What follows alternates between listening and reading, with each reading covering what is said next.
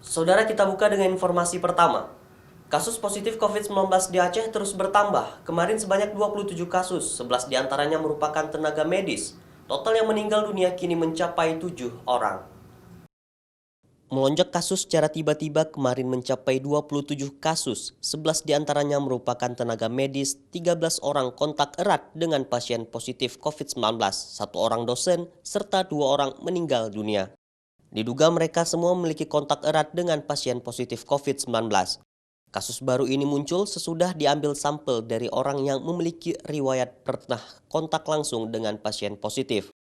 Kabupaten Aceh Besar merupakan wilayah paling banyak mengalami kasus positif baru sebanyak 17 orang, Banda Aceh 7 orang, Biren 1 orang, Kota Lok Sumawe 1 orang, serta asal luar Aceh 1 orang. Ada peningkatan kasus COVID-19 sebanyak 27 orang dari sebelumnya 110 orang, sehingga secara akumulatif jumlah kasus COVID-19 di Aceh hingga hari ini sebanyak 137 orang. Secara akumulatif, hingga kemarin 15 Juli, kasus positif COVID-19 di Provinsi Aceh berjumlah 137 orang, 65 orang dalam perawatan medis, 65 orang telah dinyatakan sembuh, dan 7 orang meninggal dunia. Syahril, Kompas TV, Banda Aceh.